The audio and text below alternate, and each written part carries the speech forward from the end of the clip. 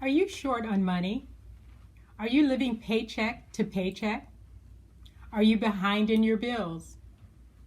Well, it's time to use what you got to increase your income. Stay tuned to learn how.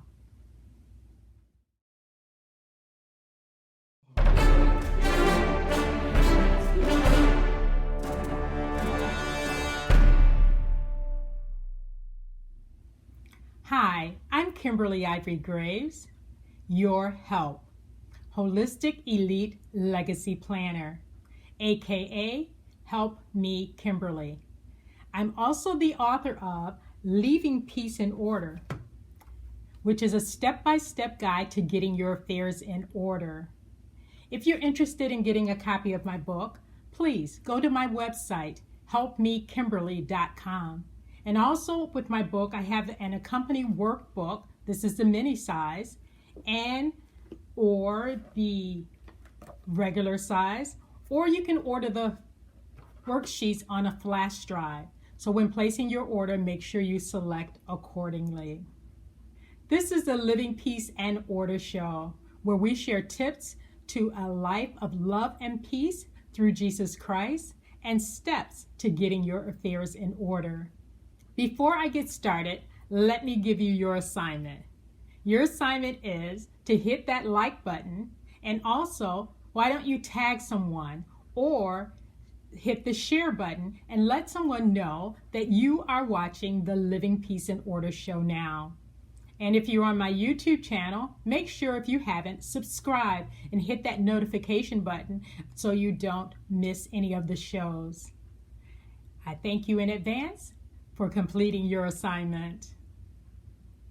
Well, our scripture for the week is found in Psalms 37 and 37, and it says, "Mark the perfect man, and behold the upright, for the end of that man is peace." Psalms 37 and 37. Now, I shared the scripture of the week with you because the Living Peace and Order show is divided into two segments.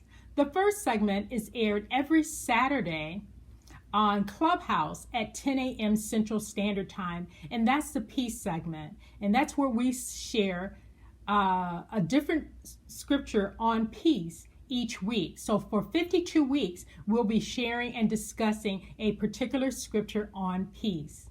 The second segment of the Living Peace and Order show is aired every Tuesday and Thursday on YouTube and on Facebook. And this is where we talk about steps to getting your affairs in order.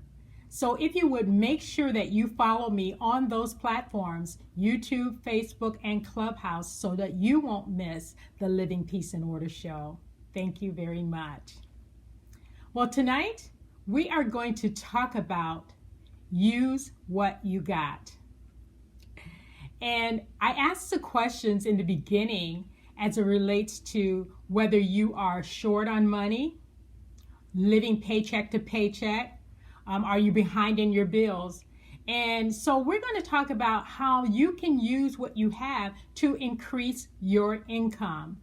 I would like to share one of my favorite Bible stories, and it is found in 2 Kings, the 4th chapter, and there are only 7 verses, and I will read those verses to you.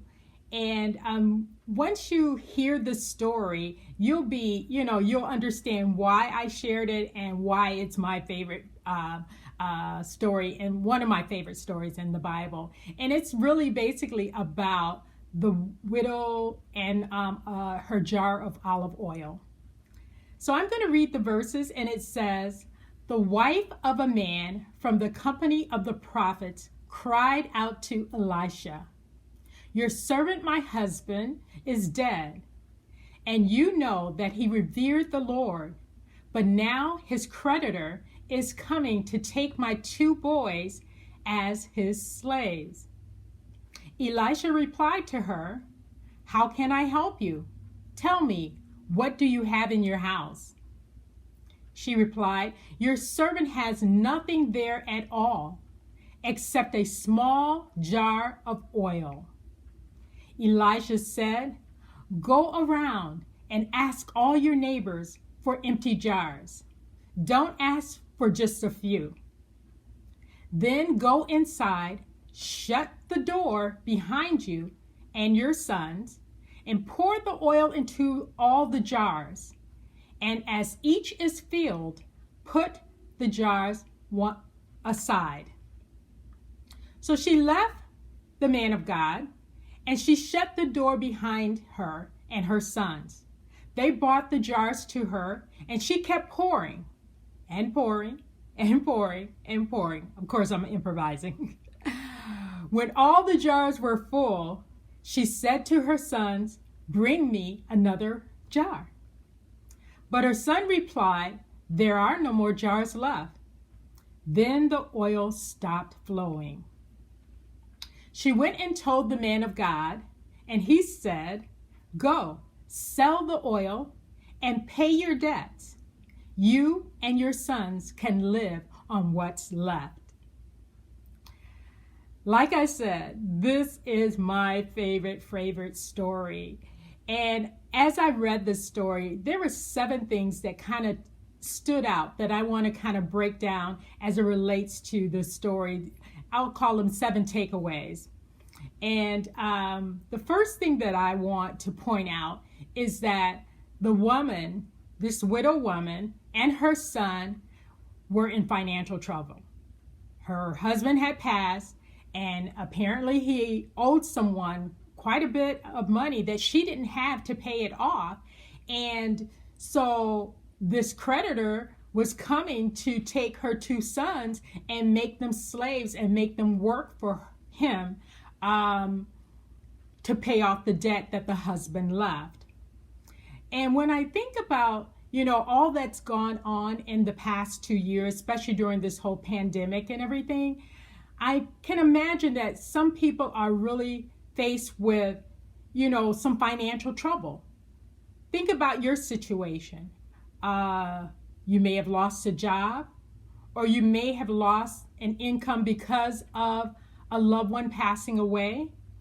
You may have had to switch careers. What is your financial state? Are you in financial trouble? Take the time to assess your finances and see exactly where you are today and where you want to be.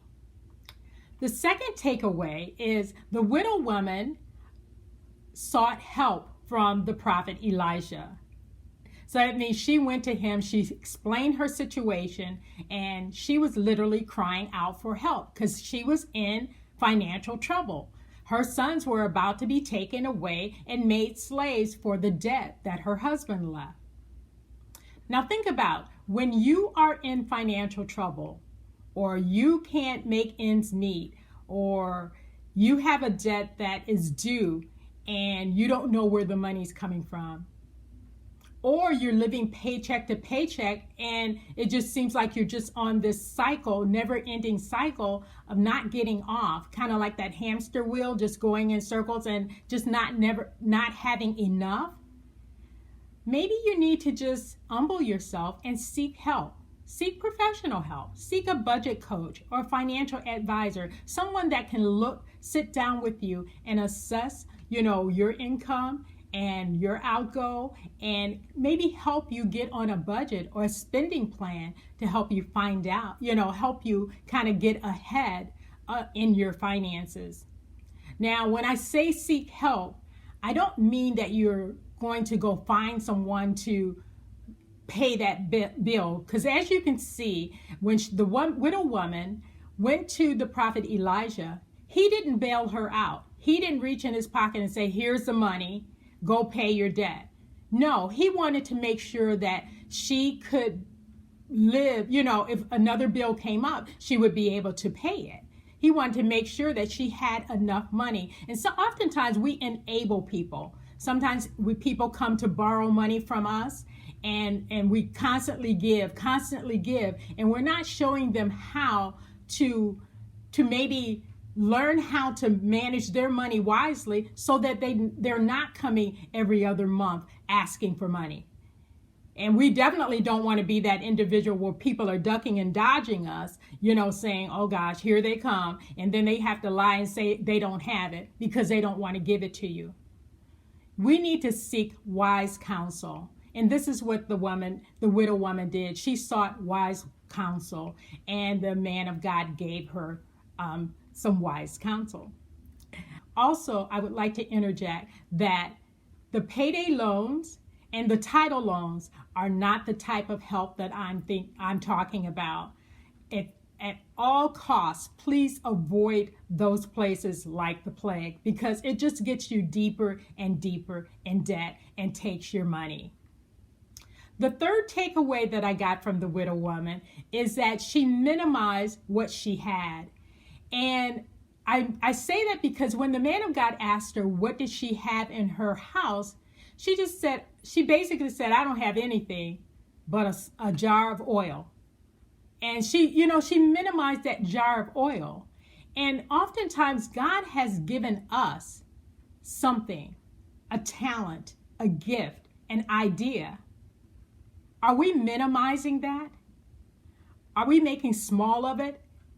Or are we taking that talent, that gift, and taking it and allowing the Lord to lead us and guide us into making it something bigger than what we can imagine? Or are we not taking advantage of the opportunities that are presented us? I know that during the pandemic, a lot of businesses were birthed. People started writing books. People started doing coaching. People started learning how to gain money or earn money through social media. They found different ways. They didn't minimize the opportunity to gain wealth or to get money. So don't minimize what you have. You may be able to bake. You may be one of the best cooks. I have a sister-in-law who has a talent that I just reached out to her and I asked her, so what are you doing with that idea? And she emailed me back, or texted me back rather, and said, I was just sitting here thinking, I need to make some more money. I need to do something to make money. Well, the Lord had already given her an idea. Even during the pandemic, she began to do the research and try to find out how to pull this idea into a business. So don't minimize the gift and the talent and the idea that God has given you. Don't be like the widow woman and say, I just have a jar of oil. That's it. Because that oil can become much if you put it in the master's hand. I'm thinking about even pre-pandemic for me, pre-pandemic, I was looking for different streams of income. So I not only worked as a senior financial analyst at a major healthcare corporation, but I also became a notary signing agent. I started my help business, and I also got my license to be an insurance agent. Now, post-pandemic, I don't do the notary signing, and I'm not selling any insurance, but I just want to let you know that there are so many opportunities out there to get well and to make money so that you can get ahead in this financial game. The fourth takeaway is the widow woman obeyed the prophet Elijah, his specific instructions. Now remember, his instructions were to borrow some jars, to go into her house, close the door with her and her sons, and pour the oil into the jars until they were filled. And she did exactly that. She followed the specific instructions. And that is so important. I know as a budget coach that oftentimes I'll give my client a specific instructions, and many of them follow those instructions and they do well as it relates to budgeting and getting out of debt. But then there are some who kind of deviate from the instructions and say, I'm going to do it this way, or they just don't follow the specific instructions that I give them, and they're still in the same boat. So following specific instructions Whether you get instructions from a financial advisor, a budget coach, or you get instructions on how to start your business, make sure you do your homework and you follow specific instructions. The fifth takeaway is the widow woman witnessed what she minimized, maximized by the power of God.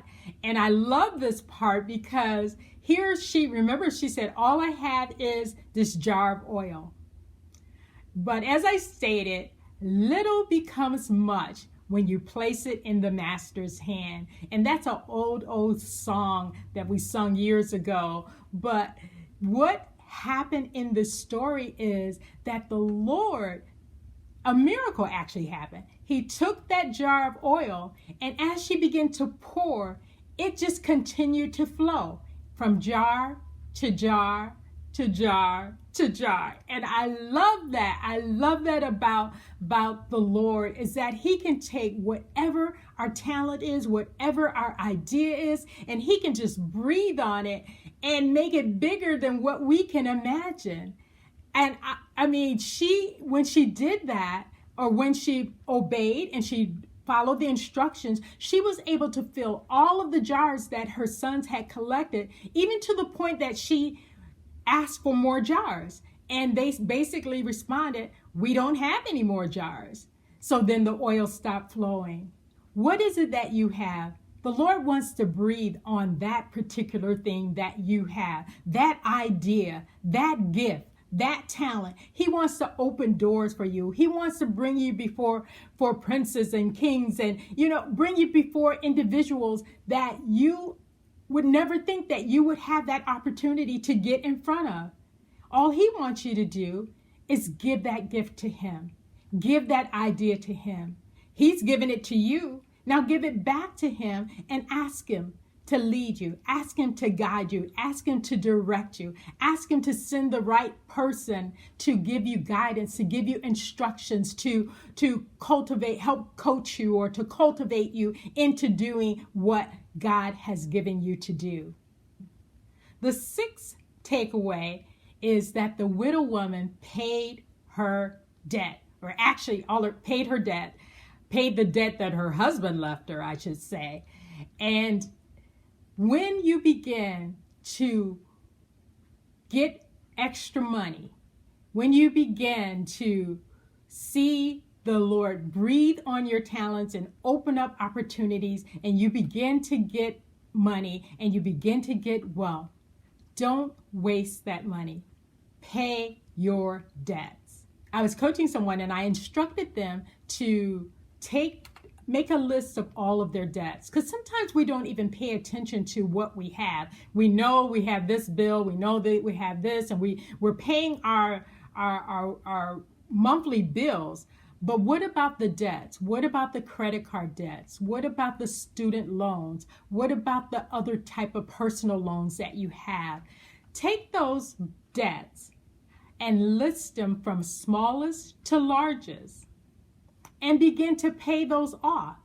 I'm thinking as money comes in, you have an opportunity to wipe those debts off from smallest to largest, and celebrate when you wipe that small one off and then start paying on the next one. I encourage you to, even as we're in this time, this particular season is tax season, and some people will be getting refunds. Don't take that refund and go buy something that you don't need, or buy a television or whatever. Take that refund and wipe out a debt. Do that. Or pay somebody back that you owe. So many times people say, I will pay you back when I get my taxes. And then when tax time come around, you don't hear from them. They say, oh, I had to do this with the money, or take that money and pay your debts. All right, I'm going to get off that soapbox. The seventh and final takeaway for this story is that the widow woman became wealthy enough for her and her sons to live.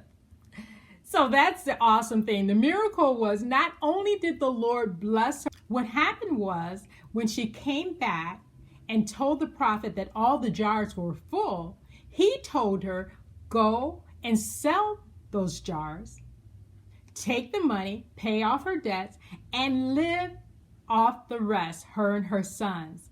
So the Lord is in the multiplication business. He doesn't just give you enough just to pay the debt. He gave her enough to not only just pay the debt, but to live off of the rest of the money, and her sons were able to live off of it. There's a scripture in Proverbs 13:22. It says, "A good man leaveth an inheritance to his children's children, and the wealth of the sinner is laid up for the just." So there is wealth, there is money that the Lord has for us. And there's another scripture in Deuteronomy 8:18 that says, "But thou shalt remember the Lord thy God, for it is he that giveth us power to get wealth, that he may establish his covenant, which he sware unto thy fathers as it is this day." So what I'm basically saying is, use what you got. What has the Lord given you that can make you wealthy? What idea? What creativity? What skills do you have? Are you a teacher? Can you be a tutor and make additional money? Are you a retired teacher? Are you retired but can do consulting business and bring in additional income? Remember, this money is not just for you, but you want to be able to pass it on to your children's children. So don't be selfish about it. I'm going to stop there. I just want you to know that God has given each and every one of us talents, skills, ideas. Like I said, you may bake, you may even sew, you may type. You can start any type of business, or you could have any type of idea. I'd encourage you to not only seek godly counsel or seek wisdom from individuals who are in these type of businesses, or that may coach you or may guide you or lead you, but that you give this to the Lord, that you go to the Lord in prayer and ask the Lord to breathe on what he has given you, so that you can turn it into the wealth that you need to get out of debt and also leave money for your children's children. Stay tuned for next time, where we will talk about the husband.